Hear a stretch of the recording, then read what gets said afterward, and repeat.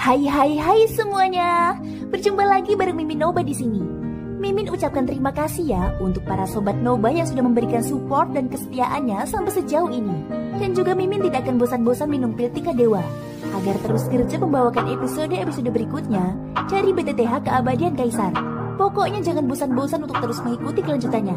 Kalau tidak, Mimin akan membuat kalian tidak bisa tertawa atau menangis. Let's go, mari kita masuk ke dalam ilusi seni radionya.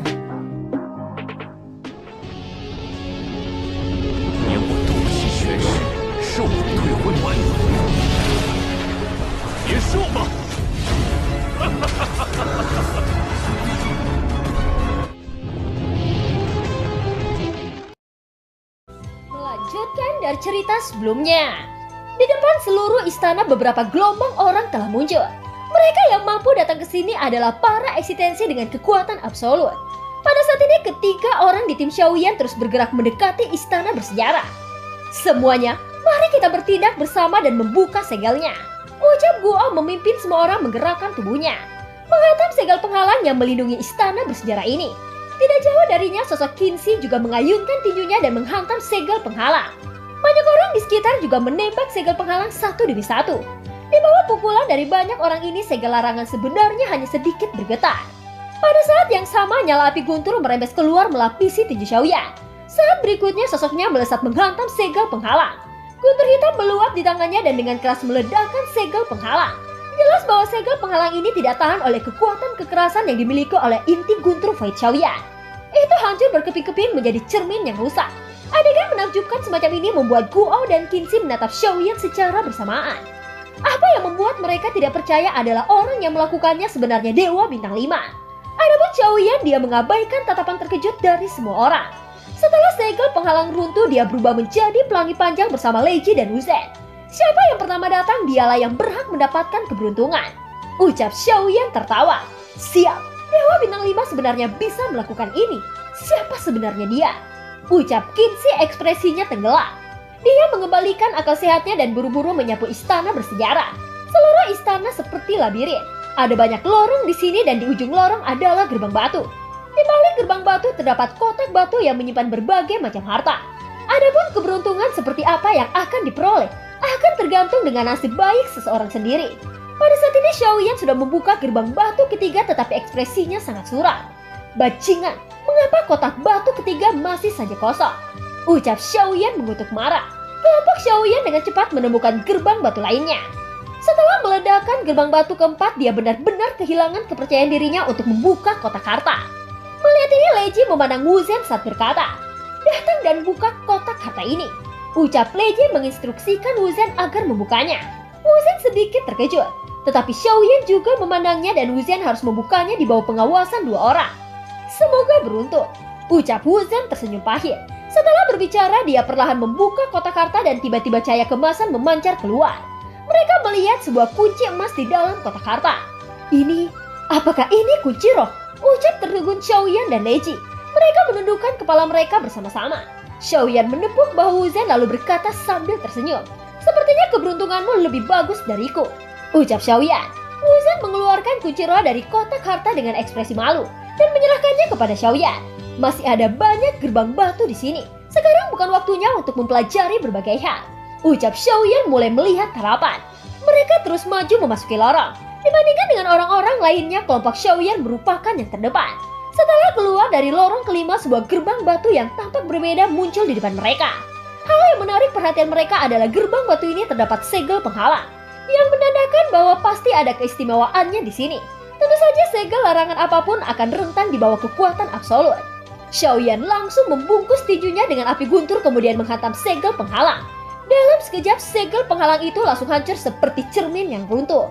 Tepat setelah segel itu runtuh, tiba-tiba saja terdengar suara gemerisik dari gerbang batu. "Cepat mundur!" teriak Lei Ji. Begitu suara itu jatuh, Lei Ji menciptakan pelindung besar melindungi area Xiaoyan dan Wu Zhen. Saat berikutnya ada ledakan dahsyat yang menghancurkan gerbang batu. Hanya setelah itu sebuah bayangan hitam besar menonjol keluar di depan kelompok Xiaoyan. Makhluk mengerikan ini tidak lain adalah cacing iblis raksasa berkaki 1000. Mulutnya yang berdarah dipenuhi dengan gigi tajam dan meraung ke arah tim Xiaoyan. Lei Ji mengangkat tangannya menuju ke arah mulut cacing iblis. Guntur berkumpul di jari-jarinya sebelum berubah menjadi sinar guntur yang meledak pada mulut cacing iblis. Darah hijau berceceran ke segala arah dan mengeluarkan bau busuk ketika ditaburkan di sekitar. Tanah juga mencicit karena erosi. Namun serangan Leji tidak membuat binatang iblis ini kehilangan kekuatan bertarungnya. Kelima jari Xiaoyan langsung mengepal dan api guntur terjalin di lengannya sebelum melemparkan pukulannya.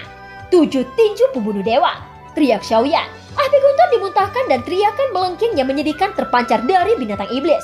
Setelah nyala api perlahan menghilang, seluruh tubuh cacing iblis benar-benar terbakar hangus. Dengan kerjasama Leji dan Xiaoyan, mereka berhasil membunuh binatang iblis. Cacing iblis berubah menjadi potongan-potongan yang tersebar. Binatang iblis yang muncul di sini semuanya tidak memiliki kehidupan. Setelah ledakan ini, 2 kartu roh berwarna hijau muncul. Sekarang jumlah total kartu roh hijau di tangan Xiaoyan menjadi 25. Meskipun binatang iblis ini tidak menimbulkan ancaman nyata, tetapi kemunculan iblis ini telah membuat Xiaoyan menjadi lebih waspada.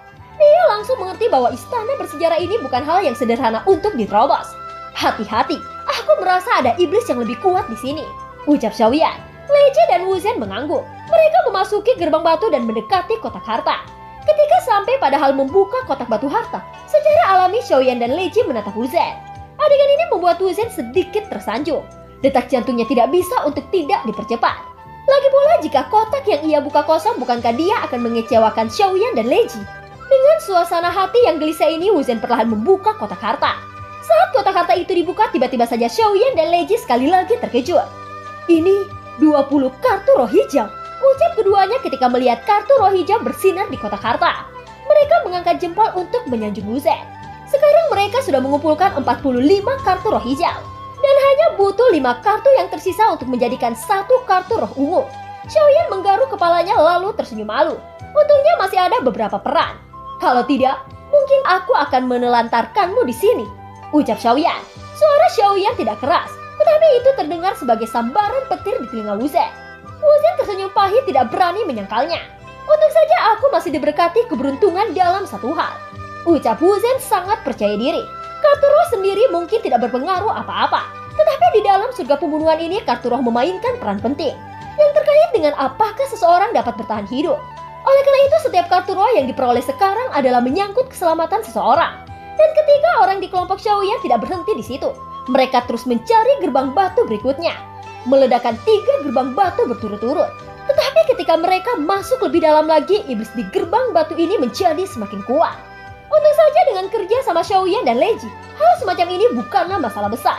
Adapun Wuzhen, dia menjadi maskot untuk pembukaan kotak harta. Dan dia benar-benar memenuhi harapan. Setiap kotak harta yang dia buka selalu terdapat harta karun. Sekarang mereka telah mengumpulkan 100 kartu roh hijau. Namun jumlah seperti itu masih setetes air di dalam ember. Itu karena untuk 1 kartu roh ungu membutuhkan setidaknya 100 kartu roh biru. Meskipun mudah diperoleh, tetapi ketika seseorang menghitung jumlahnya, maka seseorang akan merasakan sakit kepala. Justru karena inilah persaingan antara kartu roh akan menjadi semakin sengit karena energi pembunuh terus menyusut. Hanya mereka yang memiliki kartu roh ungu dan kunci roh yang dapat bertahan di surga pembunuhan. Semua orang harus tahu bahwa ini masih tingkat pertama di surga pembunuhan. Di atas mereka masih ada tingkat kedua dan bahkan ketiga. Secara alami kesulitannya juga menjadi semakin meningkat. Tetapi keberuntungan di dalamnya pasti akan menjadi semakin besar. Pada saat ini 3 orang di kelompok Xiaoyan bolak-balik melewati lorong. Tampaknya mereka telah menyapu semua gerbang batu di daerah sekitarnya. Dan pada akhirnya mereka telah melewati lorong terakhir. Pemandangan yang muncul di depan mereka tampak jauh lebih luas. Sepertinya ini adalah intinya, ucap Xiaoyan melihat sekelilingnya. Leji juga menganggukkan kepalanya. Apa yang menarik perhatian mereka adalah 3 sinar cahaya menggantung di udara. Xiaoyan melihat 3 objek yang berada di dalam kelompok cahaya ini. Kelompok cahaya pertama adalah 10 kartu roh berwarna biru. Jumlah kartu roh biru ini sangat menakutkan dan itu sudah cukup untuk membuat mata seseorang panas. Sedangkan untuk kelompok cahaya kedua adalah kunci emas. Xiaoyan terkejut ketika melihat kunci ini dan segera mengeluarkan kunci emas yang diperoleh dari kotak harta. Setelah perbandingan singkat ini, Xiaoyan membuat pencurian bahwa keduanya persis sama. Dengan cara ini, kunci emas yang dibuka Wuzhen di kotak harta adalah kunci roh yang dikatakan Zengqing. Xiaoyan mendesis dingin. Jika mereka bisa mengambilnya, maka mereka hanya membutuhkan 1 kunci roh lagi. Tentu saja premisnya bahwa itu tidak akan direbut oleh orang lain. Mata Xiaoyan perlahan beralih ke kelompok cahaya ketiga. Mata Xiaoyan sedikit menyipit. Apa yang ada pada kelompok cahaya ketiga adalah awan kabut merah yang terlihat sangat aneh. Itu terlihat mirip seperti kabut merah yang mereka lihat di hutan sebelumnya, yang disebut sebagai sumber energi kematian. Xiaoyan melihatnya dengan bingung dan tidak bisa memastikan apa itu. Sementara Xiaoyan masih memikirkannya, tiba-tiba saja ada suara penjarahan datang. Angin yang pecah dapat terdengar dari kejauhan. Mereka tidak lain adalah tim dari alam Dongsenjie yang dipimpin oleh Guo. Guo melihat Xiaoyan yang datang lebih dulu dan matanya yang indah menjadi tajam. Setelah saling memandang satu sama lain, mata Guo beralih pada kelompok cahaya ketiga. Objek semacam ini adalah salah satu harta karun teratas di dalam surga pembunuhan. Gumam Guo, tentu saja dia tidak akan membiarkan Xiaoyan mendengarnya. Lagi pula setelah datang ke sini dan melihat Xiaoyan yang tidak bertindak, Guo menyimpulkan bahwa Xiaoyan pasti tidak mengetahui hal ini. Tanpa sepatah kata pun, sosok Guo langsung bergerak menuju kelompok cahaya ketiga. Melihat ini, Xiaoyan tiba-tiba menyipitkan matanya. Meskipun aku tidak tahu apa itu, tetapi melihat dia memilihnya tanpa ragu-ragu sudah menunjukkan bahwa kelompok cahaya ketiga ini merupakan yang tertinggi. Karena itu masalahnya kita tidak bisa menyerahkannya kepada orang lain, ucap Xiaoyan. Setelah berbicara, Xiaoyan dan Lei Ji langsung bergerak menuju kelompok cahaya ketiga. Berhenti, aku ingin membuat kesepakatan denganmu. Aku hanya menginginkan benda ini dan aku bersedia membiarkanmu memiliki dua kelompok cahaya yang tersisa. Ada baiknya air sumur tidak bersaing melawan air sungai, ucap Guo tidak berharap Lei Ji dan Xiaoyan begitu tangguh. Mendengar ini, Xiaoyan tersenyum lalu menatap Guo untuk menjawab. Mengapa kita tidak mengubahnya? Kelompok cahaya ketiga milik kita dan kami akan menyerahkan kartu roh serta kunci roh itu kepadamu. Ada baiknya jika air sumur tidak bersaing melawan air sungai, ucap Xiaoyan membalikkan kalimat Guo. Mencari kematian, teriak Guo segera memancarkan niat membunuh. Sosoknya bergerak langsung menuju ke arah Xiaoyan. Namun pada saat ini aura kuat juga meletus di samping Xiaoyan dan melewati sisinya secara langsung.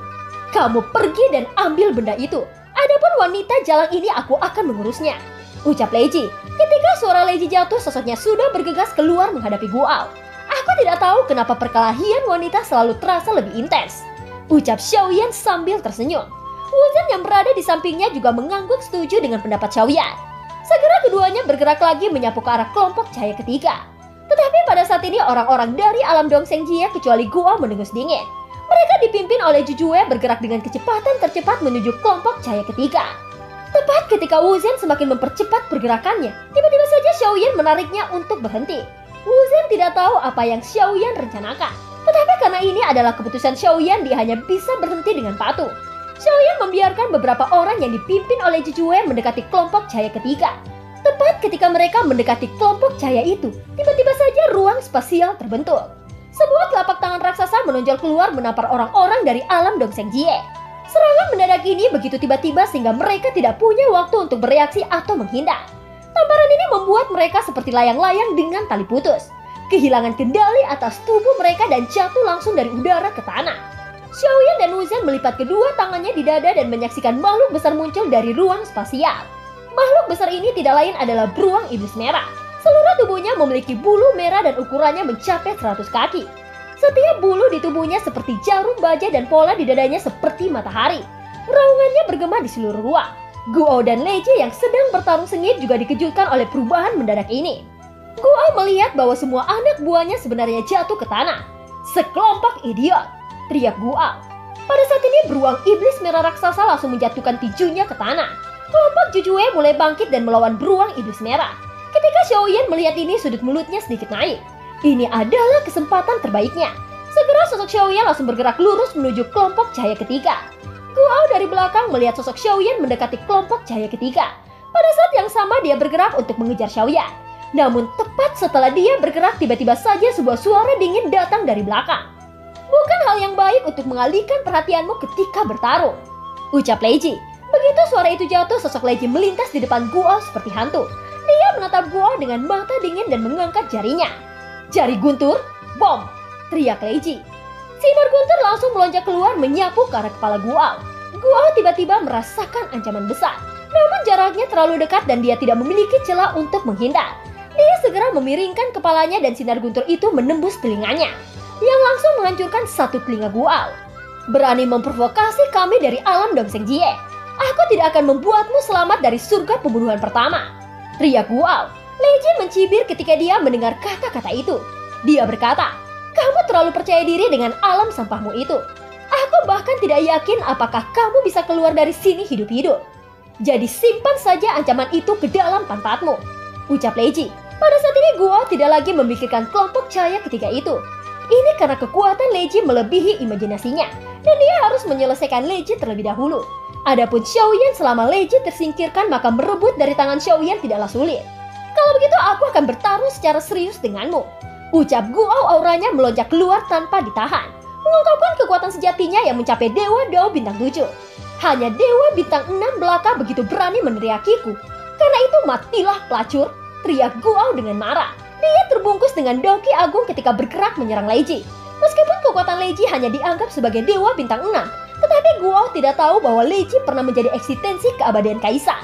Tubuh Leiji berkedip dengan guntur dan aura terkuatnya juga meledak tanpa ditahan.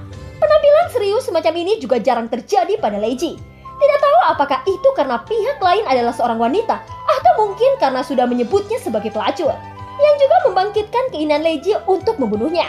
Kedua sosok bertabrakan lagi kemudian memicu angin kencang yang menyapu sekeliling. Intensitasnya tidak kurang dari Jujue yang terjerat oleh beruang iblis merah.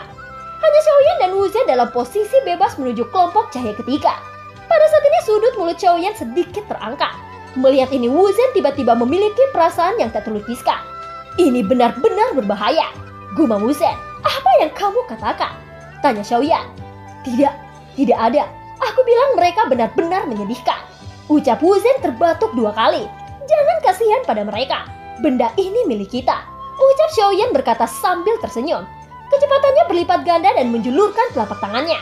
Dia telah meraih kelompok cahaya ketiga. Tepat ketika Xiaoyan sudah menyentuhnya, tiba-tiba saja sebuah belati menyapu dari samping Xiaoyan, yang menyebabkan Xiaoyan harus mandek lagi dan menghindari belati di depan matanya. Xiaoyan menoleh hanya untuk melihat sekelompok orang muncul dari gerbang batu. Serangan diam-diam ini seharusnya berasal darinya. Pria yang memimpin kelompok ini tidak lain adalah Qinzi dari alam Tianhe. Dia melihat kekacauan di sekitarnya sebelum menyadari bahwa Xiaoyan merupakan yang terlemah di sini. Tanpa menunda waktu lagi, Xiaoyan mengulurkan tangannya meraih kelompok cahaya ketiga. Bajingan kecil, kamu sebenarnya berani mengambil apa yang tidak seharusnya kau sentuh. Cepat hentikan kebodohanmu ini sebelum nyawamu benar-benar menjadi taruhannya, ucap Qinzi. Xiaoyan mengabaikan ancaman ini dan memasukkan harta misterius itu dalam cincin penyimpanannya. Mencari kematian. Tidak bisakah kau mendengarkan apa yang aku katakan? Ucap Qinzi segera mendekat dengan kecepatan tercepat. Pertama datang, pertama mendapatkannya. Kamu hanya orang yang terlambat, ucap Xiaoyan menjawab dengan tenang. Hahaha, apakah kamu tahu bahwa kamu akan kehilangan nyawamu setelah mengatakan ini? Ucap Qinzi. Dia menatap Xiaoyan seolah-olah sedang melihat orang bodoh. Baginya Xiaoyan hanyalah dewa bintang 5 yang sepele. Adapun Wu Zhen samping Xiaoyan, dia juga merupakan dewa bintang 5, yang sama sekali bukan ancaman bagi seorang dewa bintang 7 seperti Qinzi. Wu Zhen, apakah kami sangat mirip dengan kesemek lembut? Ucap Xiaoyan dan Wu Zhen saling berpandangan dengan senyum pahit. Wu Zhen tidak berani menjawab pertanyaan Xiaoyan. Dia tahu bahwa Xiaoyan hanya dewa bintang 5 di permukaan, tetapi tidak dengan kekuatan sejatinya. Namun untuk Wu Zhen sendiri, dia murni dewa bintang 5 nyata, baik di permukaan ataupun di dalamnya. Jadi dia tidak memiliki status atau hak untuk berbicara mendominasi di tempat seperti ini. Serahkan roh pembunuh yang baru saja kau ambil. Apa gunanya meletakkan harta ini pada 2 dewa bintang 5-mu? Aku akan memberimu waktu 3 nafas, ucap Qinzi mendengus dingin. Tekanan kuat menyapu Xiaoyan. Dan film pun berakhir. Terima kasih udah dengerin Noba sampai akhir ya. Sampai jumpa.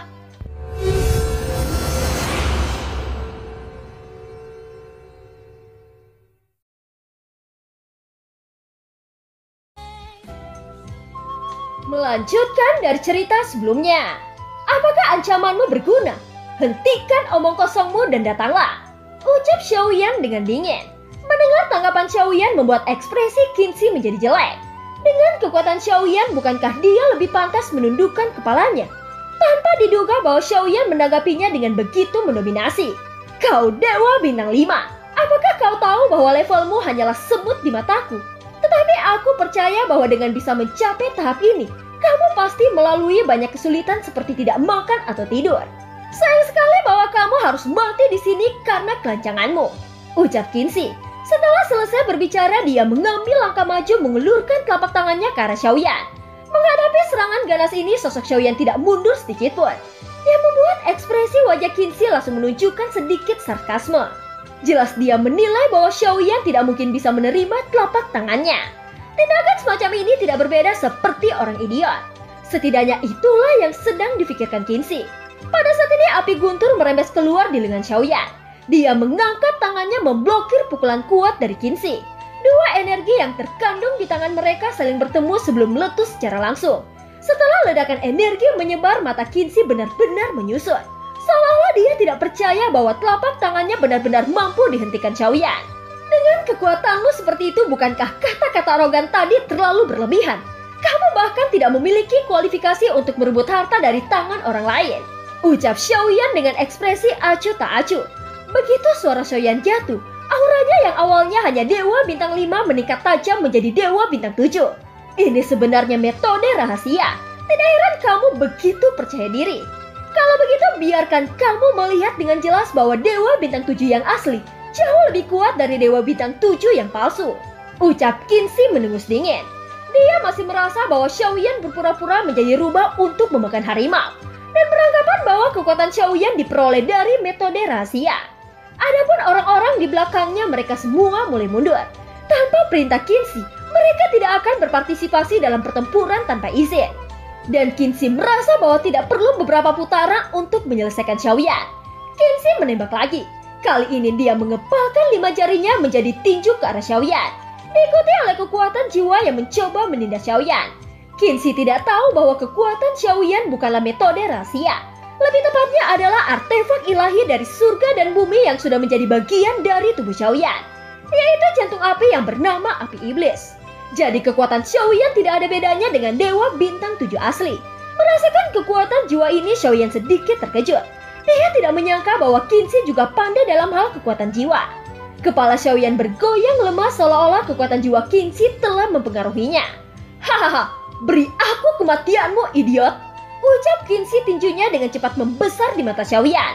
Dia telah melihat harapan kemenangan. Tetapi sebelum dia mengenai Xiaoyan, tiba-tiba Xiaoyan mengangkat kepalanya mengungkapkan senyum jahat. 5 jarinya juga mengepal dan dia menghantam tinju Qinzi. 7 dewa pembunuh! Ucap Xiaoyan. Tiba-tiba rasa ancaman yang kuat menyapu Qinzi. Dengan ledakan keras, Qinzi melesat ke belakang seperti layang-layang yang talinya putus. Dia secara paksa menstabilkan tubuhnya di udara dan menatap Xiaoyan dengan ngeri. Kamu sebenarnya menipuku. Ucap Qinzi menyadari bahwa penampilan pusing Xiaoyan adalah palsu. Kekuatan jiwa tingkat suci sebenarnya berani memainkan peran di sini. Lihatlah bagaimana aku akan menunjukkan kepadamu apa itu kekuatan jiwa yang sebenarnya. Ucap Xiaoyan mencibir.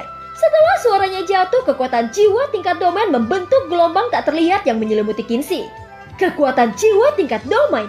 Ucap terkejut Qinzi ketika merasakan tekanan jiwa yang kuat. Di bawah kekuatan jiwa ini, kekuatan jiwa miliknya ibaratkan cahaya lilin. Sedangkan kekuatan jiwa Xiaoyan ibarat cahaya bintang, yang sama sekali tidak sebanding. Qinzi menggertakkan giginya dan mengeluarkan pil anti jiwa dengan berat. Setelah meminum pil ini, dia bisa mendapatkan kebebasannya kembali dari kekuatan jiwa Xiaoyan. Sepertinya aku terlalu meremehkanmu. Kamu memang mengesankan. Tetapi bagaimanapun kekuatan yang kamu peroleh tidak lebih dari teknik rahasia. Selama aku menunda waktu, maka membunuhmu tidak akan lebih dari menjentikan jari. Oleh karena itu, aku ingin melihat berapa lama lagi metode rahasiamu bisa bertahan. Ucap Qinzi mendengus dingin. Setidaknya cukup untuk membunuh 10 orang sepertimu. Ucap Xiaoyan. Begitu Xiaoyan selesai berbicara, dia mengambil inisiatif untuk menyerang Qinzi. Di udara, sosok Xiaoyan menarik penguasa Suan dari punggungnya. Di sisi lain, Qinzi tidak berniat bertukar pukulan lagi dengan Xiaoyan. Sebaliknya, dia hanya ingin menghindar untuk mengulur waktu. Itu karena dia tahu bahwa metode rahasia apapun pasti memiliki batas waktu yang ditentukan. Pada saat itu, setelah Xiaoyan menerima serangan balik dari metode rahasianya sendiri, maka membunuhnya tidaklah sulit. Namun ini hanya sebatas apa yang difikirkan Qinzi. Dia yang ingin menghindar, tiba-tiba saja cahaya yang sangat kuat meletus dari mata Xiaoyan. Dalam sekejap, Qinzi memasuki medan yang sepenuhnya berwarna putih. Dan kemudian ada kegelapan yang tak berujung menutupi dirinya. Yao Beng! Teriak Xiaoyan. Sementara Qinzi kehilangan kendali atas tubuhnya, penguasa Suan Xiaoyan jatuh menabrak kepalanya. Dengan suara teredam, kekuatan api guntur yang ganas dicurahkan dengan gila-gilaan. Saat Qinzi bangun kembali, dia merasakan rasa sakit yang luar biasa dan membuatnya berteriak nyari. Nyala api guntur terjalin di sekujur tubuhnya membakar seluruh kulitnya. Tetapi untuk seorang Dewa Dao jelas tidak akan rentan oleh cedera eksternal atau bahkan internal semacam ini. Segera dia menggunakan daokinya sendiri dan luka pada tubuhnya berangsur-angsur pulih. Meskipun dia tidak dalam masalah serius, tetapi adegan sebelumnya sudah merusak mentalnya. Dia bahkan tidak tahu apa yang sudah dilakukan Xiaoyan barusan. Perasaan mengerikan itu benar-benar membuat Qinzi merasakan krisis kematian. Yang mulia, aku mengaku kalah. Aku benar-benar minta maaf. Tolong beri kemurahan hati Anda untuk membiarkanku pergi, ucap Qinzi berkata dengan ekspresi pucat. Perasaan barusan membuat Qinzi merasa sangat dekat dengan kematian. Di dimensi aneh itu dia tidak memiliki kekuatan untuk melawan. Bukan tidak mungkin untuk menyelamatkan hidupmu, tetapi di antara dua pasukan yang datang di sini hanya satu dari kalian yang diizinkan bertahan. Jadi cepatlah buat pilihan, ucap Xiaoyan. Mendengar ini Qinzi mengerti maksud Xiaoyan dan dia mengalihkan pandangannya pada Guao. Guao yang bertarung sengit melawan Leji secara bertahap jatuh ke dalam kerugian. Dia terlihat menyedihkan dengan banyak bekas luka di tubuhnya. Qinzi tahu bahwa dia harus membunuh Guao agar Xiaoyan melepaskannya. Oleh karena itu matanya tiba-tiba menunjukkan tatapan kejam ke arah Guao. Tanpa peringatan apapun sosoknya melesat menargetkan Guao. Suara angin pecah ini juga menarik perhatian Guao. Dari kejauhan dia melihat Qinzi yang menyerangnya seperti binatang buas. Qinzi, apa yang kau lakukan? Jika kamu dan aku bergabung kita pasti bisa menyelesaikannya. Mungkinkah kamu masih harus membunuhku? Ucap Guao menjadi cemas. Kondisinya sudah sangat buruk setelah pertempurannya melawan Leji. Wajah Qinzi penuh dengan niat membunuh, seolah-olah dia tidak mendengar kata-kata Guao. Pedang berwarna emas muncul di telapak tangannya dan menebas ke arah kepala Guao. Kamu dan aku selalu tidak cocok, jadi lebih baik untuk mengakhirimu hari ini, ucap Qinzi. Menghadapi serangan Qinzi, sebuah pedang panjang juga muncul di tangan Guao. Dua pedang bertabrakan di udara memaksa dua sosok itu mundur ke belakang. Qinzi, apakah kau gila? Sungguh bodoh jika kamu percaya dengan apa yang dia katakan. Bahkan jika kamu membunuhku, mereka tidak akan membiarkanmu pergi, teriak Guao.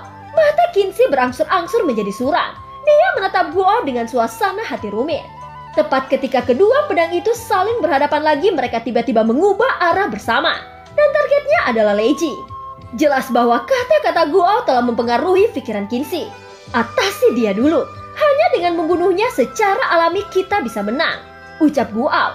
Semua orang dari alam Dongsenjie, bagaimanapun caranya bunuh ketiga orang ini, teriak Guao lagi. Semua orang dari alam Tianhe dengarkan. Jika hari ini aku mati, maka kalian juga akan mati. Demi keselamatan nyawa kita, gunakan seluruh kekuatanmu dan bergabunglah bersama pasukan Dongsenjie, teriak Qinzi. Begitu perintah itu keluar, dua pasukan dari dua sisi berkumpul menjadi satu. Sepertinya rencana untuk membunuh dengan kata-kata telah gagal. Sebaliknya mereka yang awalnya bermusuhan malah menjadi teman, ucap Xiaoyan tersenyum pahit. Di sisi lain Leji melihat dua orang yang bersiul ke arahnya. Dia mengurutkan kening dan tidak berniat mundur sedikitpun. Bagaimanapun Leji seorang mantan keabadian kaisar. Jika bukan karena kekuatannya yang menurun tajam, membunuh dua dewa bintang 7 tidak berbeda seperti membunuh dua semut. Bunuh dia dalam satu gerakan, atau kita tidak akan punya kesempatan, teriak Qinzi. Tebasan Dian Chang Wuying, kilat penghancur tiang emas, teriak Qinzi dan Guo menyerang dari sisi kiri dan sisi kanan. Pedang di tangan mereka memancarkan fluktuasi energi yang sangat kuat. Menyaksikan adegan ini, Xiaoyan diam-diam mengatakan bahwa situasinya tidak baik. Meskipun dia masih penuh percaya diri pada Leji, tetapi mereka adalah dua Dao bintang 7. Bahkan jika Xiaoyan bergerak akan sangat terlambat untuk membantu Leji. Dua pedang di langit menebas ke arah Leji. Ledakan keras bergema dan terlihat ketiga sosok menembak ke belakang. Qinzi dan Guo terhuyung-huyung mundur kemudian memuntahkan seteguk darah segar. Ada bekas telapak tangan yang menghanguskan dada mereka. Di sisi lain Leji juga menstabilkan tubuhnya. Ada beberapa luka pedang di tubuhnya dan mewarnai pakaiannya menjadi merah. Apakah kamu tidak menggunakan seluruh kekuatanmu? Kita bahkan tidak bisa membunuh satu dewa bintang 6 di tahap akhir. Sungguh sia-sia, ucap Guo memarahi Qinzi. Kekuatan orang ini sangat aneh. Aku sama sekali tidak bisa memblokir pukulannya menggunakan daoki. Dan fisiknya juga sangat kuat, ucap Qinzi ekspresinya tenggelam. Mereka telah menyanyiakan kesempatan bagus untuk membunuh Leji dalam satu gerakan. Tidak hanya mereka tidak berhasil membunuh Leji, Sebaliknya mereka juga terpukul mundur dan ada luka bakar di dada mereka. Pada saat ini Xiaoyan dan Wuzhen sudah bergegas ke sisi Leiji. Pada saat yang sama semua orang dari alam Dongsengjie dan alam Tianhe mengepung 3 Xiaoyan. Apakah kamu baik-baik saja? Tanya Xiaoyan dengan lembut. Tidak masalah, tetapi luka ini harus dibayar dengan nyawa mereka. Ucap Leiji sangat marah. Secara alami akan dibunuh. Ucap Xiaoyan dengan suara dalam. Niat membunuh melintas di mata Xiaoyan. Penampilan serius ini juga mengujikan Leiji. Dia melihat ekspresi wajah Xiaoyan yang benar-benar marah. Tanpa peringatan apapun sosoknya melesat ke arah Qinzi dan Guao. Leiji juga bereaksi dan dengan cepat mengikuti Xiaoyan. Adapun Wuzhen dia berbalik melihat lebih dari 20 orang dari 2 pasukan. Level mereka bukan sesuatu yang bisa kau campuri. Jadi tetaplah di sini atau aku akan membunuh kalian semua para semut. Ucap Wuzhen untuk pertama kalinya berkata dengan mendominasi. Dia mencegah 20 sosok secara langsung membiarkan Xiaoyan dan Leiji menyelesaikan Qinzi dan Guao. Xiaoyan mengeluarkan penguasa Suan dari belakang punggungnya diikuti dengan nyala api guntur.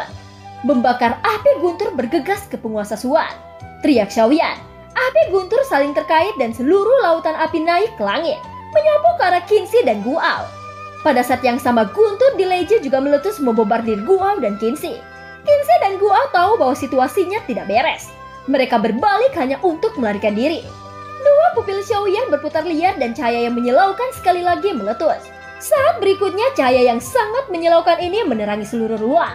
Mata Qinzi dan Guao melebar dan mereka mendadak kehilangan kesadarannya. Leiji mengerti bahwa dia akan mengambil peran untuk mengakhirinya. Sosoknya mendekat kemudian mengangkat jarinya menunjuk langsung ke kepala Qinzi dan Guao. Jari guntur, bom, teriak Leiji. Dua sambaran petir meledak keluar dari jari-jari Leiji, menembus kepala Qinzi dan meledakkan kepalanya menjadi kabut darah. Adapun Guao dia menjadi orang pertama yang bangun dan buru-buru mengorbankan tangannya memblokir guntur. Qinzi yang berada di samping sudah tidak memiliki kepala. Meskipun dia tidak mati tetapi dia sudah tidak lagi menjadi ancaman. Dengan kondisinya saat ini akan mudah bagi siapapun untuk membunuhnya. Leiji mengalihkan pandangannya pada Xiaoyan hanya untuk menunggu perintah darinya. Tidak perlu menahan tanganmu, ucap Xiaoyan berkata dengan acuh tak acuh. Mendengar ini Leiji menganggukkan kepalanya. Dia mengangkat tangannya dan guntur yang sangat kuat meletus lagi. Meledakan tubuh Qinzi menjadi kabut darah yang berceceran. Setelah kehilangan tubuh fisiknya, jiwa Qinzi bergegas keluar menyapu kehampaan. Namun pada saat ini kekuatan jiwa domain Xiaoyan langsung menyelimutinya. Setelah itu dia mengeluarkan labu dewa bermata 9 menyedot jiwa Qinzi ke dalamnya.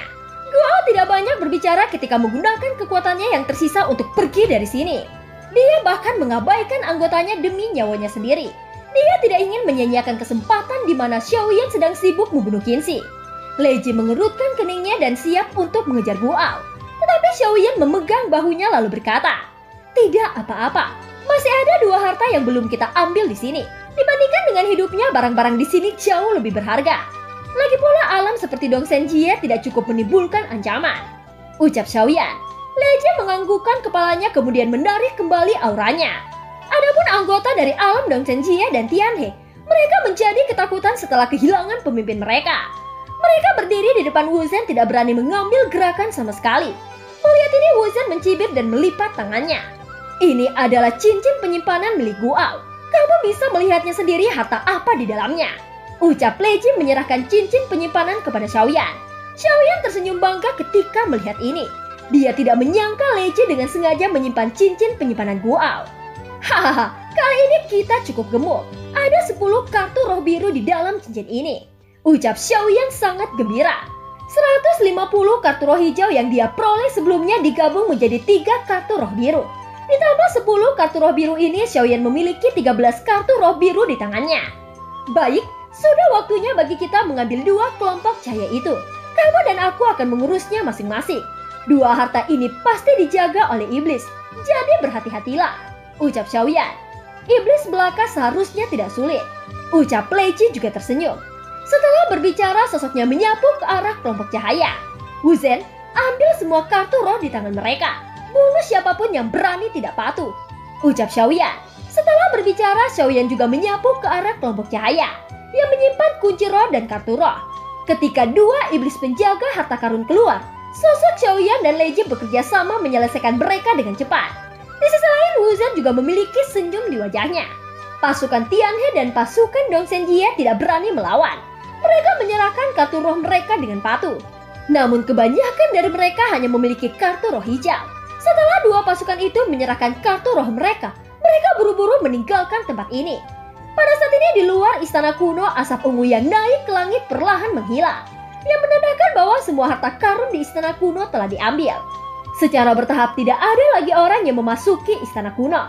Adapun kelompok Xiaoyan, mereka tidak buru-buru pergi meninggalkan istana.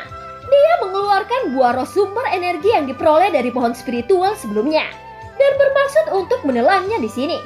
Aku ingin melihat efek apa yang dimiliki buah roh sumber energi ini, ucap Xiaoyan tersenyum. Dan film pun berakhir. Terima kasih udah dengerin Noba sampai akhir ya. Sampai jumpa.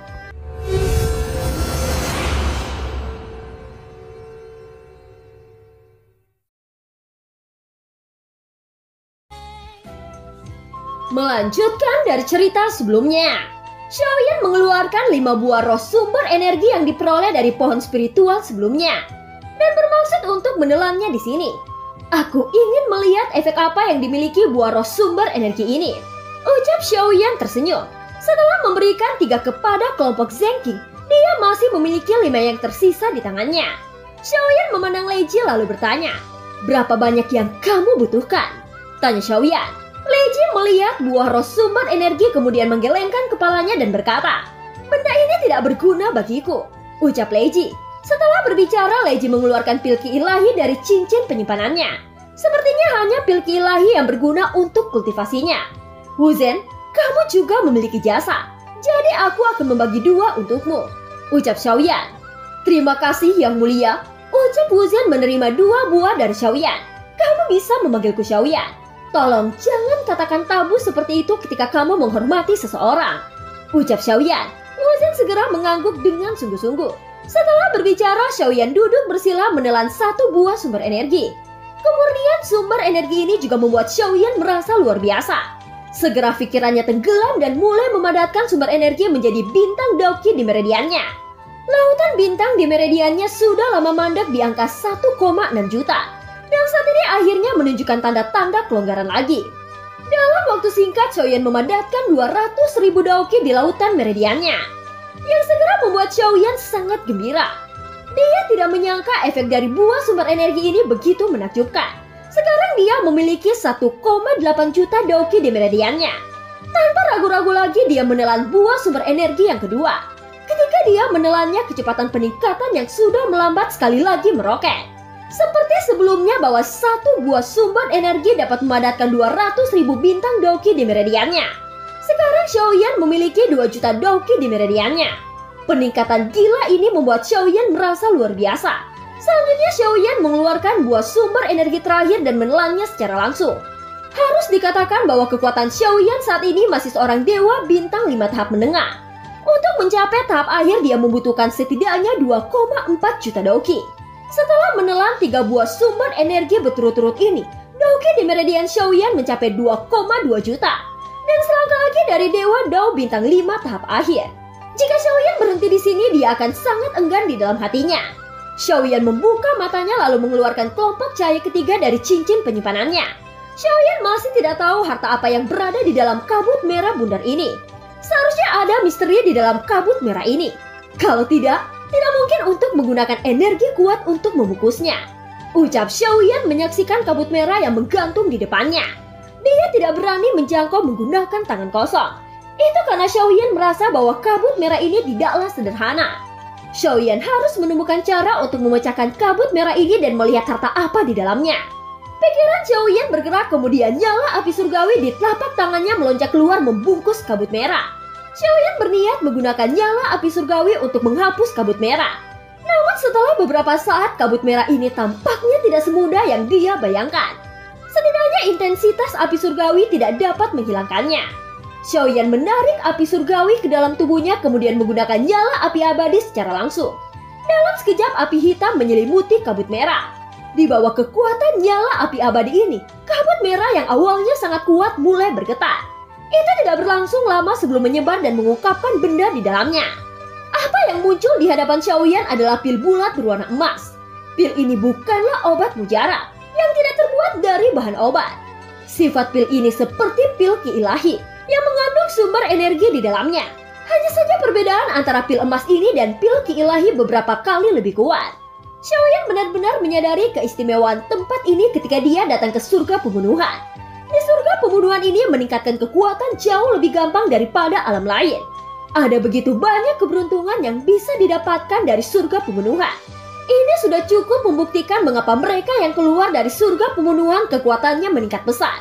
Justru karena ada hal-hal murni sehingga dapat secara langsung meningkatkan fondasi. Tidak heran bahwa surga pembunuhan akan menarik begitu banyak orang kuat. Namun resiko kematian di surga pembunuhan ini juga tidak kecil. Meskipun ada banyak orang yang telah memperoleh kekayaan, tetapi lebih banyak orang yang tewas di surga pembunuhan. Pada saat ini Xiaoyan melihat pil emas di tangannya kemudian menelannya secara langsung. Tiba-tiba sumber energi yang sangat kaya langsung menyembur di dalam tubuh Xiaoyan. Sejumlah besar daoki meluap dari tubuhnya dan tersebar ke langit dan bumi. Meskipun kebanyakan dari mereka meluap, tetapi tingkat pertumbuhannya cukup menakutkan. Dalam sekejap, lautan bintang di meridian Xiaoyan telah mencapai 2,4 juta. Dan peningkatan ini tidak berhenti di situ. Pada akhirnya lautan bintang di meridiannya ditetapkan pada 2,7 juta. Kombinasi dari buah sumber energi dan pil emas ini memberi Xiaoyan lebih dari 1 juta daoki. Efeknya sangat tidak terduga bagi Xiaoyan. Di bawah meridian ganda Xiaoyan maka latar belakangnya bisa meletus 2 kali lipat menjadi 5,4 juta. Dengan kata lain, kekuatan sejati yang bisa ditunjukkan Xiaoyan sebanding dengan tahap awal Dewa Bintang 6. Xiaoyan menghela nafas panjang dan wajahnya penuh dengan kegembiraan. Tepat ketika dia membuka matanya, dia melihat Lei Ji dan Wu Zhen berdiri dengan ekspresi gugup. Apakah kamu sudah selesai berlatih? Jika kita tidak pergi dari sini sekarang, aku khawatir kita tidak akan bisa pergi. Ucap Lei Ji memenang Xiaoyan. Mendengar ini, Xiaoyan mengalihkan pandangannya untuk melihat sekeliling. Dia melihat bahwa zona merah di sekitarnya telah mendekati istana bersejarah ini. Tunggu apa lagi? Ayo pergi. Ucap Xiaoyan segera berdiri menyapu ke sisi yang jauh. Lei Ji dan Wu Zhen saling memandang satu sama lain sebelum berkata serempak. Tunggu apa lagi? Bukankah kita sedang menunggunya? Ucap keduanya berkata dengan marah. Setelah berbicara, mereka buru-buru menyusul Xiaoyan meninggalkan istana bersejarah. Mereka terus menyapu di kedalaman surga pembunuhan. Zona merah yang terhubung ke langit dan bumi sekali lagi menyebabkan seluruh ruang semakin menyusut. Sehingga ruang bagi semua orang untuk bergerak akan semakin kecil dari waktu ke waktu. Pada saat ini terlihat beberapa kelompok cahaya jatuh dari langit dan mengeluarkan beberapa asap ungu. Munculnya harta karun ini sekali lagi memicu sosok yang tak terhitung jumlahnya menuju ke asap ungu. Semua orang tahu pertempuran untuk sebuah harta karun akan menewaskan banyak eksistensi Dewa Dao. Tetapi semua orang juga tahu bahwa jika seseorang tidak bersaing, maka hasil akhirnya akan sama. Jadi tidak peduli seperti apa tingkat bahayanya, orang-orang ini akan gila bertaruh. Hanya dengan mendapatkan kartu roh dan kunci roh maka seseorang memiliki kesempatan untuk hidup. Pada saat ini setelah kelompok Xiaoyan keluar dari istana bersejarah, kecepatan mereka berangsur-angsur melambat. Kemana kita akan pergi selanjutnya? Tanya Lei Ji. Mereka juga melihat lebih dari satu asap ungu yang membumbung ke langit. Xiaoyan memegang peta di tangannya melihat beberapa tempat yang dilingkari. Ini adalah peta surga pembunuhan yang ia dapatkan dari cincin penyimpanan Kingxi. Dia berkata, melihat dari peta ini seharusnya Kingxi menargetkan hutan gunung yang memiliki tanda khusus. Tampaknya tanda khusus di peta ini harus menjadi tempat rahasia. Dan lokasi kami saat ini tidak jauh darinya. Ucap Xiaoyan meremas dagunya. Mereka dapat memilih untuk terus bergerak menuju asap ungu. Tetapi mereka juga bisa pergi ke tempat rahasia di peta ini. Xiaoyan lalu berkata lagi, hanya saja aku tidak tahu apakah peta ini benar atau tidak. Tanda khusus di peta ini dengan jelas menunjukkan bahwa tempat rahasia ini tidak biasa. Ucap Xiaoyan, menurut pendapatku Kingxi tidak perlu menyiapkan peta palsu di cincinnya sendiri. Tetapi kamu juga harus tahu bahwa jika tempat rahasia ini benar, maka orang-orang yang kita temui pasti lebih kuat. Juga harta karun yang tersimpan di tempat rahasia ini pasti lebih besar dari istana bersejarah. Ucap Lei Ji menganalisis. Xiaoyan menganggukkan kepalanya lalu berkata, kalau begitu kita harus pergi ke sana untuk menemukan keberuntungan. Ayo pergi. Jangan biarkan orang lain mendahului kita. Kita perlu meningkatkan kekuatan kita sebanyak mungkin sebelum surga pembunuhan tahap pertama berakhir. Ucap Xiaoyan membuat keputusan. Dia lebih memilih tempat rahasia di peta daripada asap ungu yang dikerumuni banyak orang. berbicara, Xiaoyan tidak ragu-ragu dan menyapu ke tempat rahasia sesuai dengan peta. Scene berganti. Terlihat sekelompok sosok berjubah hitam muncul di pulau kecil di luar surga pembunuhan. Di bawah jubah hitam ini ada 3 wajah yang dikenali Xiaoyan. Mereka adalah Wu Te, Zuo Qiu, dan Chao Yu yang telah bertarung melawan Xiaoyan sebelumnya. Namun saat ini ada seorang pria di depan ketiganya yang tampak lebih mendominasi. Pria itu melipat tangan di dadanya dengan ekspresi dingin. Mungkinkah dia benar-benar memasuki surga pembunuhan? Ucap Wu Tai. Kalian bahkan berani mengundangku tanpa kepastian. Jika bukan karena adik perempuan Chao Yu, aku khawatir kalian bahkan tidak memiliki kualifikasi untuk berbicara denganku. Ucap pria itu mendengus dingin. Kakak Chao Ge, orang yang kita cari adalah reinkarnasi dari Sizun. Selama kita bisa menangkapnya dan membawanya kepada Raja Roh, maka kita bisa menebus kembali jiwa kita. Ucap Chao Yu berkata dengan serius kepada pria itu. Dia bahkan menghentakkan kakinya dan berkata dengan genit. Pria yang bernama Chao Ge langsung luluh dan berkata dengan lembut. Reinkarnasi dari Dewa Jahat Sizun. Memang benar bahwa dia harus ditangkap dan diberikan kepada Raja Roh. Baiklah, karena kamu memaksa maka aku akan menangkapnya dan membawanya kepada Raja Roh. Ucap Chao Ge. Hanya kepada Chao Yu dia memiliki kelembutan khusus. Dewa Chao Ge, saya memiliki potretnya di sini. Ucap Wu Te buru-buru mengeluarkan gambar di tangannya yang melukiskan penampilan Xiaoyan. Apa yang menarik perhatian Chao Ge adalah tanda khusus di antara kening Xiaoyan. Aku memiliki beberapa teman lama di surga pembunuhan ini. Jadi aku bisa memintanya agar menyelidiki keberadaan reinkarnasi Sizun. Ucap Chao Ge. Setelah berbicara, mereka pergi ke sebuah halaman di suatu tempat surga pembunuhan. Setelah beberapa saat, terlihat sesosok tua perlahan muncul di hadapan Chao Ge. Ada keperluan apa Tuan Chao Ge datang ke sini? Ucap orang tua itu. Aku ingin menemukan seseorang di surga pembunuhanmu. Ucap Chao Ge memberikan gambar Xiaoyan kepada orang tua itu. Kalau begitu saya akan mengirim seseorang untuk menyelidikinya. Mungkin Anda harus menunggu untuk beberapa waktu. Setelah tahap pertama surga pembunuhan berakhir, saya memiliki kesempatan untuk menemukannya. Ucap sosok tua itu sambil melihat wajah Xiaoyan di gulungan biru. Setelah mengamati tanda unik di kening Xiaoyan, orang tua itu tiba-tiba berkata lagi, "Mengapa aku memiliki beberapa kesan dari tanda ini?" Ucap orang tua itu mengerutkan kening. Orang ini adalah reinkarnasi Dewa Jahat Sizun. Jika kamu menemukannya untukku, maka istana surga manusia pasti akan lebih memperhatikan surga pembunuhan. Ucap Chao Ge. Itu benar, hanya Dewa Jahat Sizun yang memiliki tanda unik ini. Baiklah, saya akan segera memberitahu Anda ketika saya menemukannya. Ucap orang tua itu menakupkan tangannya.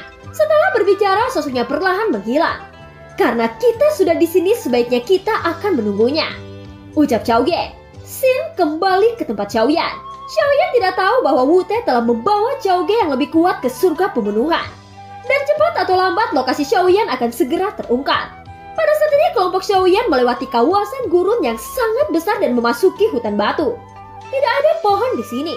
Di sekelilingnya adalah bebatuan yang menjulang tinggi berdiri seperti pohon. Tanahnya berwarna hitam seolah-olah ada api yang membakar semuanya di sini. Dan setelah memasuki tempat ini hampir tidak ada orang lain yang terlihat. Namun Xiaoyan mengerutkan kening dan dia merasakan ada sesuatu yang salah. Berhenti, aku merasakan keanehan di tempat ini. Ucap Xiaoyan. Setelah berbicara, kekuatan jiwa tingkat domain terpancar keluar mencoba mengidentifikasi medan di sekitarnya. Namun Xiaoyan sedikit mengerinyit bahwa kekuatan jiwanya dibatasi oleh kekuatan di sini. Jika tebakanku benar, ada segel pembatas di sini. Aku khawatir sudah terlambat untuk maju atau mundur. Ucap Xiaoyan menyipitkan matanya melihat sekeliling. Tidak lama kemudian seberkas cahaya tiba-tiba saja meledak di hutan batu. Puing-puing yang tak terhitung jumlahnya menyapu kelompok Xiaoyan. Segera ketiganya menciptakan pelindung Daoke memblokir semua pecahan batu yang menyapu mereka. Perubahan mendadak ini juga mengejutkan Xiaoyan. Keluarlah, ucap Xiaoyan dengan suara dalam.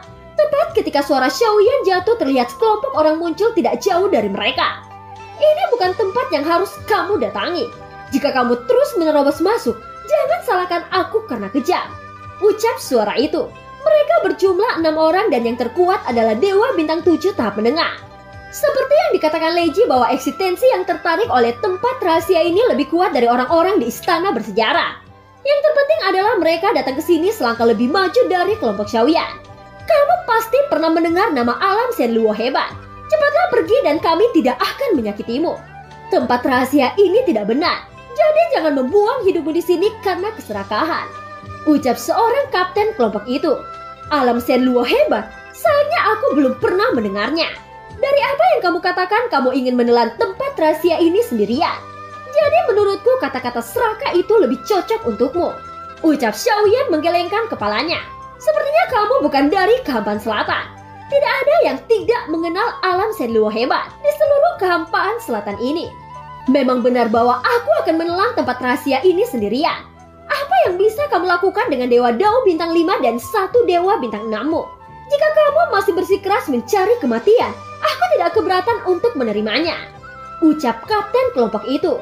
Kami sudah ada di sini. Secara alami tidak masuk akal jika aku pergi begitu saja hanya karena sebuah nama. Ucap Xiaoyan mengangkat bahu. Hahaha, aku telah memberimu kesempatan terakhir dan kamu masih dengan bodohnya menantang. Baiklah, kalian semua dengarkan. Bunuh mereka bertiga dan ambil semua kartu roh yang mereka miliki. Ucap kapten kelompok itu berteriak marah. Setelah berbicara, 5 sosok tersapu dari belakangnya menuju ke arah 3 Xiaoyan. Di antaranya adalah seorang wanita dengan kekuatan Dewa Dao bintang 6 tahap akhir. Serahkan wanita itu padaku, dan kalian berempat akan mengurus 2 Dewa bintang 5 lainnya. Ucap wanita itu berteriak tajam. 4 orang itu mengangguk kemudian bergegas menuju Xiaoyan dan Wuzen. Adapun seorang kapten tim dengan kekuatan terkuat itu dia mengatur segel di tangannya. Dan sepertinya dia masih membuat segel pembatas. Jadi Xiaoyan segera mengerti ketika dia melihat ini. Ternyata alasan mengapa dia tidak secara langsung mengambil tindakan adalah karena dia membuat segel batasan. Dan dia belum sepenuhnya berhasil. Munculnya kelompok Xiaoyan telah mengganggunya. Selama kelompok Xiaoyan pergi dari sini maka dia bisa meletakkan segel pembatas. Xiaoyan sudah merasakan fluktuasi aneh yang berasal dari tempat ini. Jika pria ini dibiarkan berhasil mengatur segel, mungkin akan sangat sulit bagi siapapun untuk membobolnya. Xiaoyan lalu berkata, Leji, Wuzen, jangan simpan kekuatan apapun. Cobalah yang terbaik untuk pertarungan cepat. Kita tidak bisa membiarkannya berhasil mengatur segel pembatas. Ucap Xiaoyan. Leji dan Wuzen sedikit mengangguk. Pada saat ini wanita yang bergegas ke arah Leji membawa pedang panjang yang menebas ke arah kepalanya. Wajah Leji datar. Bahkan Guo eksistensi Dewa bintang 7 tidak cocok untuknya. Apalagi hanya seorang Dewa Dao bintang 6 di tahap akhir seperti ini. Leji mengangkat tangannya kemudian jari guntur meledak ke arah wanita yang sedang bergegas ke arahnya. Tanpa menunggu ledakan itu menghilang, sosok Leji melesat memasuki ledakan. Sosok wanita yang awalnya agresif terpental ke belakang seperti layang-layang yang kalinya putus. Pakaiannya compang-camping dan rambutnya acak-acakan. Adapun Xiaoyan dan Wuzen keduanya bertarung 2 lawan 4. Namun kekuatan 4 orang itu hanya Dewa Dao bintang 5 tahap akhir, yang sama sekali tidak menjadi ancaman nyata. Xiaoyan bahkan tidak menggunakan api iblis untuk meningkatkan kekuatannya. Dia hanya mengandalkan kekuatannya sendiri menghancurkan keduanya. Sosok Xiaoyan menghilang dari tempatnya. Ketika dia muncul lagi, dia sudah berada di depan 2 sosok itu dan memberikan tinju gandanya tepat ke dada mereka. Di sisi lain, Wuzen juga menunjukkan tatapan dingin. Dia juga dikenal karena tubuh fisiknya yang kuat. Wuzen menangkap salah satu dari mereka dan tinjunya membesar menghantam sosok itu dengan akurat. Dalam waktu yang kurang dari setengah kolom dupa, 5 orang yang melawan 3 Xiaoyan jatuh dikalahkan. Mereka terluka parah dan tidak lagi memiliki kekuatan untuk bertarung. Adegan ini membuat kapten yang masih terikat dengan segel pembatas mengerutkan kening. Sungguh sia-sia. 5 orang sebenarnya tidak bisa menyelesaikan 3 orang. Ucap kapten kelompok itu berkata dengan marah. Meskipun wanita ini juga Dewa bintang 6 tetapi kekuatan fisiknya sangat kuat. Ucap wanita itu memandang Leji dengan ekspresi pucat. Dia bahkan tidak bisa menyakiti Leji sedikit pun. Dan film pun berakhir. Terima kasih udah dengerin Noba sampai akhir ya. Sampai jumpa.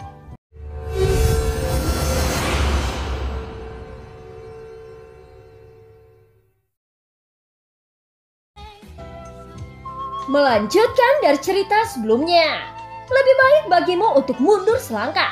Bagaimanapun kamu tidak bisa mengambil semuanya sendirian. Kami akan mengambil setengahnya dan tidak perlu ada pertumpahan darah. Ucap Xiaoyan tersenyum menatap kapten kelompok itu. Pada saat ini pria itu masih mempertahankan segel pembatas di tangannya. Dan menatap Xiaoyan saat berkata, Sepertinya aku harus mengurusmu secara pribadi. Ucap pria itu menengus dingin. Setelah berbicara, dia menghentikan pengaturan segel pembatas di tangannya. Aura Dewa Dao bintang 7 meletus dari tubuhnya. memiliki latar belakang 30 juta Dauki di meridiannya. Jelas bahwa dia sudah sangat marah oleh gangguan Xiaoyan dan dia berniat menyelesaikan Xiaoyan terlebih dahulu.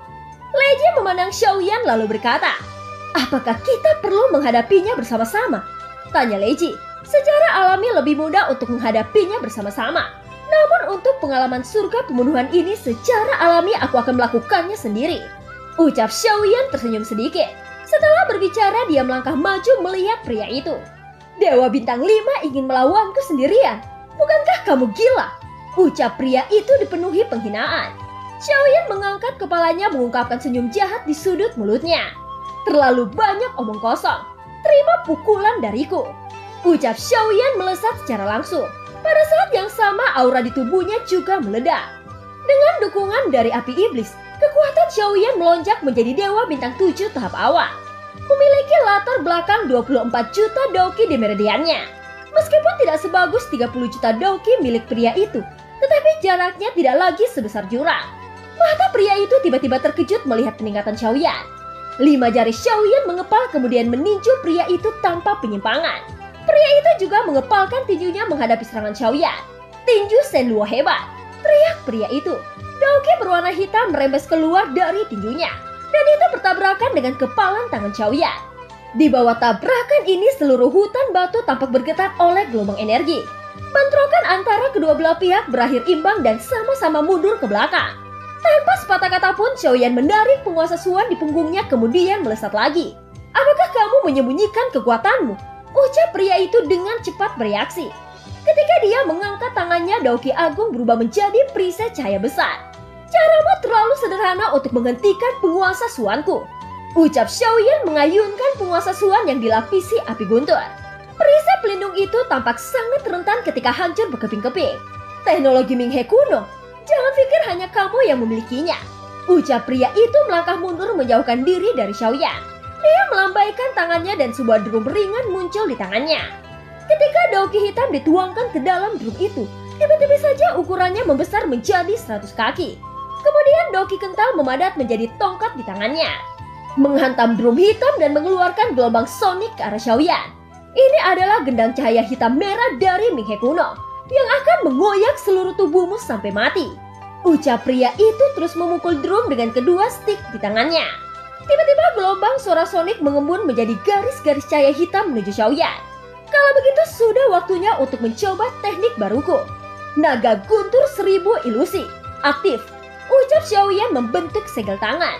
Dalam sekejap guntur agung dari tubuhnya mengalir deras dan mengembun di depan tinjunya. Itu terus memadat menjadi naga guntur yang sangat besar di udara. Raungannya yang memekakkan telinga langsung menghamburkan gelombang sonik cahaya hitam. Naga guntur menatap pria itu sebelum membuka mulutnya yang besar. Bola guntur tercipta dan menembak ke arah drum cahaya hitam besar. Ekspresi pria itu tenggelam ketika dia melihat ini. Dia membuang stick di tangannya kemudian menggunakan tangannya memukul drum hitam dengan gila-gilaan. Gelombang sonik yang jauh lebih kental memblokir bola guntur dan membentuk serangkaian energi kuat yang menyapu sekitarnya, menghancurkan batu-batu yang menjulang tinggi menjadi berkeping-keping. "Machen, apa yang sebenarnya kau lakukan?"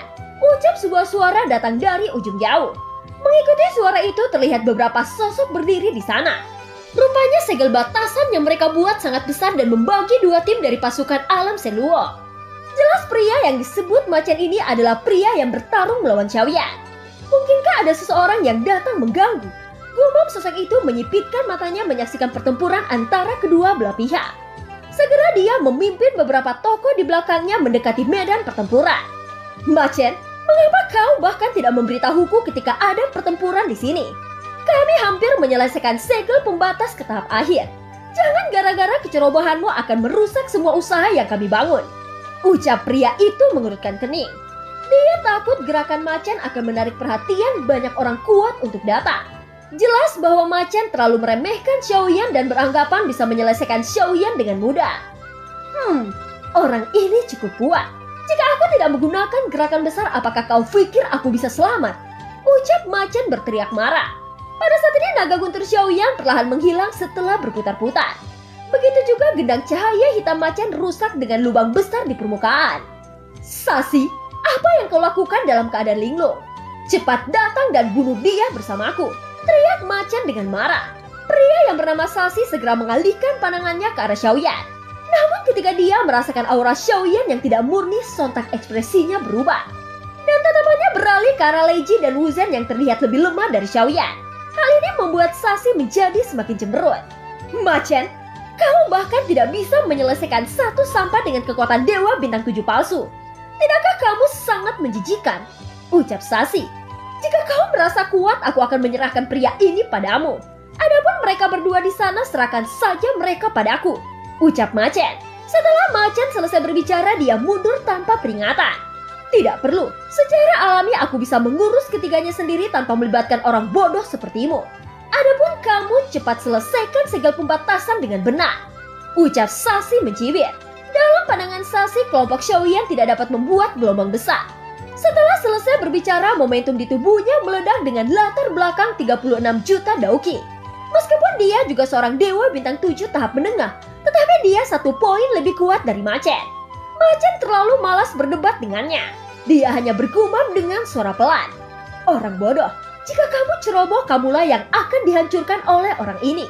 Gumam Macan. Pada saat ini Xiaoyan mengerutkan kening melihat Sashi di hadapannya.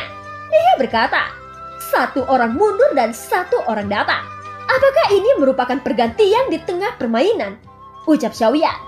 Maaf, alam Shenluoku sedikit membuatmu tertawa. Ada orang sia-sia Dewa Bintang 7 di alam Shenluoku yang benar-benar sangat konyol. Jadi izinkan aku untuk memberimu sedikit warna dan mengembalikan nama baik alam Shenluoku. Ucap Sashi mencibir. Jelas kata-kata Sashi adalah sarkasme yang ia gunakan untuk menghina Macan. Oh, bukankah kamu juga hanya Dewa Bintang 7? Tidak ada perbedaan antara kalian berdua di mataku. Jika kamu mengatakan dia sia-sia, bukankah kamu juga mengatakan bahwa dirimu sendiri juga sia-sia? Ucap Xiaoyan langsung memicu kemarahan Sashi. Bagaimanapun pertarungan ini tidak dapat dihindari dan Xiaoyan tidak takut menyinggung siapapun. Kalimat Xiaoyan membuat senyum di wajah Sashi berangsur-angsur menjadi keras. Menarik, aku benar-benar tidak tahu dari mana datangnya keberanianmu untuk berani berbicara dengan arogan di depanku. Aku awalnya hanya berniat menggunakan tamparan untuk mengusirmu pergi dari sini. Tapi sekarang sepertinya anggapan seperti itu salah. Hari ini kamu harus ditanam di sini untuk membayar kata-kata bodohmu itu. Ucap Sashi dengan suara dalam. Hahaha, apakah kamu marah? Kalian datang untuk tempat rahasia dan begitu juga aku. Aku tidak ingin pergi dan tidak ingin mati. Jadi lebih baik kamulah yang mati di sini. Ucap Xiaoyan tersenyum. Sungguh lidah yang tajam. Tunggu sampai aku mencabik-cabikmu menjadi 1000 keping. Ucap Sashi berteriak marah. Selain Dauki ada juga energi racun yang meletus dari tubuhnya. Sebuah cahaya melintas di tangannya menjadi pedang besar yang sebanding dengan penguasa Suan Xiaoyan. Bilet pedang itu menebas lurus ke arah kepala Xiaoyan. Xiaoyan melangkah maju dengan telapak kakinya. Api guntur mengalir ke dalam penguasa Suan. Menghadapi pedang besar Sashi, penguasa Suan Xiaoyan juga melakukan bagiannya. Pedang besar dan penguasa Suan saling bertemu di udara. Saat berikutnya sosok Xiaoyan berbalik menendang ke arah dada Sashi dengan 1 kakinya yang mengandung api guntur. Mata Sashi menjadi dingin. Merasakan energi kuat dari tendangan Xiaoyan, secara alami dia tidak berpikir untuk meremehkannya. Shenluo tinju kematian. Ucap Sashi menggunakan 1 telapak tangannya memblokir tendangan Xiaoyan. Cahaya hitam di tangannya meletus dan kekuatan yang kuat keluar dari tinjunya. Dengan suara teredam, tinju berisi cahaya hitam bertabrakan langsung dengan kaki berisi nyala api guntur. Kekosongan di mana mereka bertarung saat ini bergetar. Xiaoyan menyipitkan matanya. Dia tidak menduga bahwa serangan seperti itu masih dapat diblokir.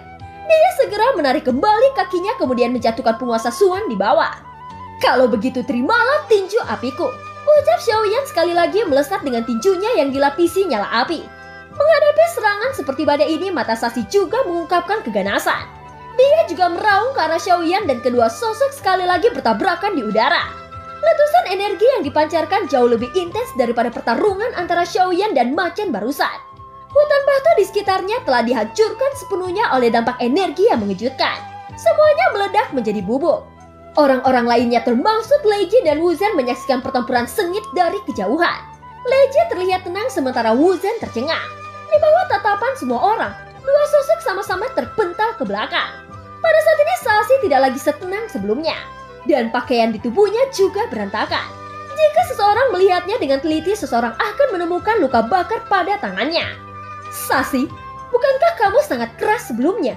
Apa yang aku lihat sekarang adalah kamu tidak bisa membunuhnya seperti yang kau katakan, ucap Machen. Orang ini memang sedikit berbeda, tapi tidak terlalu sulit untuk dikalahkan. Kau lebih baik diam dan selesaikan segel pembatasan dengan benar. Hari ini aku pasti akan mengambil nyawanya, ucap Sasi mendengus dingin. Tidak sulit untuk mendengar dengan nada suaranya bahwa dia tidak lagi mendominasi seperti sebelumnya. Itu karena sekarang dia mengerti bahwa Xiaoyan adalah master yang sulit untuk dihadapi. Ini bukan waktunya bagimu untuk terus mengatakan omong kosong, ucap Xiaoyan sosoknya menuju Sasi lagi tanpa memberinya kesempatan mengatur nafas. Saat berikutnya sosok Xiaoyan muncul menangkap penguasa Suan di tangannya. Dua senjata besar sekali lagi bertemu dengan postur yang mendominasi. Pedang besar Sasi juga tidak biasa. Itu langsung menghalangi penguasa Suan Xiaoyan yang mengandung kekuatan menakutkan. Xiaoyan sedikit mengeringit ketika serangannya diblokir. Tetapi pada saat berikutnya cahaya putih meletus dari kedua matanya. Yao Beng, teriak Xiaoyan. Pupil mata Sasi membesar dan Xiaoyan mengambil kesempatan ini untuk mengangkat penguasa Suan dan menghantam langsung ke kepalanya dengan akurat. Sasi yang kehilangan pusat gravitasinya, dia jatuh ke tanah dan menciptakan lubang berbentuk manusia. Sebelum Xiaoyan bisa bergerak, ada suara kemarahan di dalam debu yang bergelombang itu. Terlihat sosok Sasi keluar dengan kemarahan dan mengayunkan pedang di tangannya. Lengannya terentang dan sumber energi yang agung memadatkan ratusan bayangan pedang. Harus dikatakan bahwa setiap bayangan pedang ini mengandung kekuatan opresif yang kuat. Dalam sekejap dia menciptakan ribuan bayangan pedang membombardir ke arah Xiaoyan. Meskipun Xiaoyan berdiri diam, tetapi pada saat ini ada nyala api guntur mengalir dengan gila-gilaan ke dalam penguasa Suan, serta aliran Doki Agung yang tidak ada habisnya. Kali ini Xiaoyan tidak memegang penguasa Suan dengan satu tangan, tetapi langsung dengan kedua tangannya. Xiaoyan menginjakkan kakinya ke depan menyebabkan seluruh kekosongan bergetar. Kedua tangannya terangkat dan menebas ke arah pedang cahaya pertama yang datang ke arahnya. Penguasa api guntur, hancurkan, teriak Xiaoyan dengan marah. Lautan api guntur yang dibawa penguasa Suan terus menyapu ke arah bayangan pedang. Bayangan pedang yang dijarahnya tampaknya dilawan oleh kekuatan yang kuat ini. Api yang seperti badai itu menghapus puluhan ribu pedang menjadi ketiadaan. Penetrasi nyala api Xiaoyan tidak diragukan lagi, dapat dengan mudah menembus bayangan pedang dan terus menyerbu ke arah Sasi di kejauhan. Dalam sekejap kobaran api tampak menutupi segala sesuatu di sekitarnya. Perisai besi Shenluo, teriak Sasi. Tebasan penguasa Suan yang membawa ombak api bukanlah lelucon, dan Sasi segera memutuskan untuk membuat perisai raksasa cahaya hitam besar di depannya. Lingkungan sekitarnya sudah berantakan dan hutan batu yang tersisa diratakan. Di balik perisai cahaya hitam besar ini, sosok Sasi menggertakkan giginya. Saat berikutnya matanya tiba-tiba menyusut ketika dia mendengar bunyi klik. Seluruh perisai cahaya hitam besar tiba-tiba meledak dan sosok Sasi mundur ke belakang dengan keras. Namun pelariannya sia-sia ketika sosoknya benar-benar diselimuti oleh lautan api Xiaoyan dalam sekejap. Pemandangan ini benar-benar mengejutkan Machen. Dia merasakan firasat buruk di hatinya. Mungkinkah Sasi benar-benar dikalahkan? Tidak hanya Machen yang berpikir begitu, tetapi semua tokoh-tokoh lainnya yang mengikuti Machen untuk mengatur segel pembatas. Mereka awalnya berpikir bahwa Sasi akan langsung menghancurkan Xiaoyan dengan kekuatan absolutnya. Tetapi apa yang tak terduga adalah Sasi jatuh ke dalam situasi kerugian. Butuh waktu lama sebelum nyala api berangsur-angsur menghilang. Mengungkapkan sosok Sasi dengan tangan menutupi dadanya. Pakaiannya compang-camping dan sebagian besar kulitnya hangus terbakar. Penampilannya tidak diragukan lagi sangat menyedihkan. Serangan yang sangat kuat. Ucap Wu Zhen juga tercengang. Meskipun dia telah melihat pertempuran Xiaoyan sebelumnya, dia tidak bisa menahan diri untuk berbicara dengan kaget. Adapun Lei Ji, sudut mulutnya mengungkapkan senyum bangga saat melihat penampilan luar biasa Xiaoyan. Matanya mengungkapkan kekaguman khusus ketika memandang Xiaoyan di kejauhan. Namun Wu Zhen diam-diam melirik Lei Ji kemudian berkata dengan tiba-tiba, "Tentu saja kamu tidak bisa menyembunyikan matamu ketika kamu menyukai seseorang," ucap Wu Zhen. Begitu kata-kata ini keluar, Lei Ji segera menarik matanya yang menatap Xiaoyan dan beralih memandang Wu Zhen dengan tajam. "Apakah kamu mencari kematian?" ucap Lei Ji, tekanan mengerikan menyelimuti Wu Zhen. Wu Zhen segera sadar bahwa dia telah mengatakan hal yang salah.